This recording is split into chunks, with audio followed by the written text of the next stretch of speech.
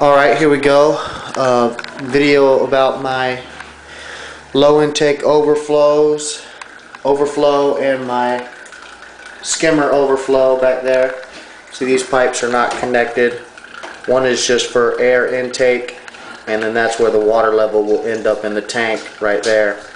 And those will be on there like that to kind of screen from fish. But anyways, the gist of it is you have to fill this up with water. Here we go. No, sorry. Fill this up with water yourself, and then this pump fills this part up with water by sucking the air out. As you can see, it stays on constantly just to make sure if any bubbles get in there that it'll pull them out. That's why it's in the top here, because if this was to fill up with air, then of course it would stop overflowing, and then your pump would still be running, and then your tank would overflow. So that's the scary thing about these. People make these because, one, they either don't want to drill their tank, can't drill their tank because it's already set up or something. You see them more commonly in saltwater tanks skimming, but I wanted the low intake to pull, fish waste down from the bottom. And then it just so happened that this thing couldn't hold up with the pump. The pump was overrated for this. So I ended up building another one that was a skimming one also. So anyways, so this is, you got to fill this up with water yourself. The aqua lifter pump fills this with water. And then when you turn the pump down here and the sump on, it starts filling the tank. And when the water level gets above this T and starts flowing over here, it starts pulling it out of the aquarium. Don't know how to really explain that other than that. Since this is full of water, when the water level rises up, it pushes it over here, and then it falls over. And this is just an air intake so it can exit. And I wasn't supposed to glue this, so you can turn this up to fill this part up. Haven't been watching the camera, so I don't know if I'm too close to it or not.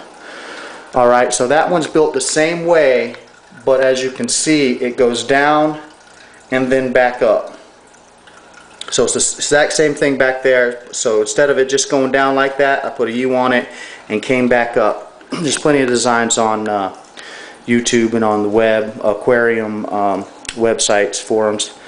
But anyways, so I've had the overflow pump, the return pump off, so that the water level, so that simulates a power outage. Now if I unplug the aqua lifter pump, that will really simulate a power outage. That thing will shut off too. But water might not stay in here, but it won't matter, because when the aqua lifter pump comes in, it'll pull that out of there. But water will always stay in here, no matter what. So when I turn the return pump on, and I can't do them both at the same time, so that's the aqua lifter. Once I plug that on, you see it starts pulling water out of there. And if it's been off for a while, it might pull some air. And then when I turn the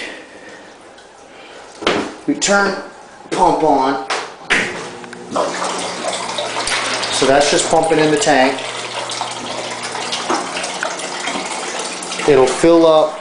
Once it fills up past this, it'll start to overflow that. Now I got to get a larger memory chip because I'm running out of time, but basically it's going to fill up past this because the pump is overrated to this, and then that skimmer picks up the slack. So this thing's going to be draining as fast as it can, which is good for the bottom. And then I still have some skimming going on with that one back there. I think that's about it. Yeah, they're pretty nerve-wracking with the aqua lifter pump, making sure that there's no air in here. Makes it, I guess, pretty safe for power outages, because if the power was out for a while and this siphon didn't start back up, then you would pump whatever you had in your sump in here and then onto your floor. But with this pulling air out of these, it makes sure that that's going to go. Like, see this one, this is the tube here, is already going. And then this one is the skimmer, and that one won't get going until it reaches the top of that.